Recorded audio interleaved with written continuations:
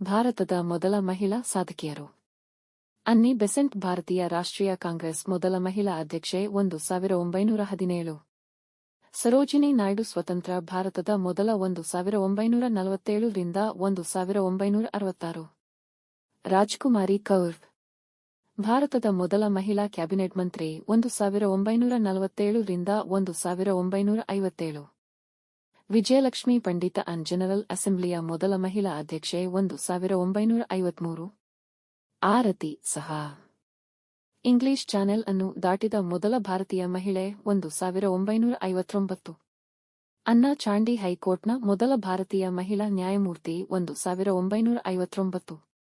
ಸುಚೇತಾ ಕೃಪಲಾನಿ ಭಾರತದ ರಾಜ್ಯವೊಂದರ ಮೊದಲ ಮಹಿಳಾ ಮುಖ್ಯಮಂತ್ರಿ 1963 ರಿಂದ 1967. ಆಶಪೂರ್ಣ ದೇವಿ ಜ್ಞಾನಪೀಠ ಪ್ರಶಸ್ತಿ ಪಡೆದ ಮೊದಲ ಮಹಿಳೆ 1965.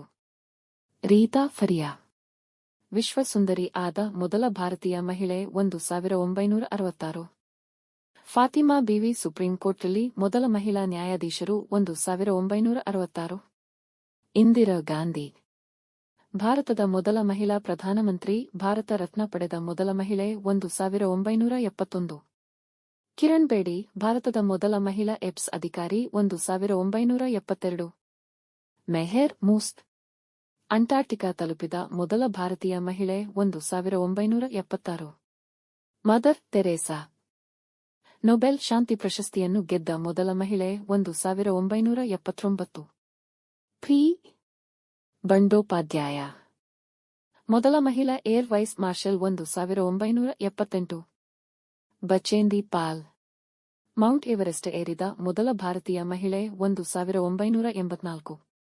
ವಿಎಸ್ ರಮಾದೇವಿ ಭಾರತದ ಮೊದಲ ಮಹಿಳಾ ಮುಖ್ಯ ಚುನಾವಣಾ ಆಯುಕ್ತರು 1990.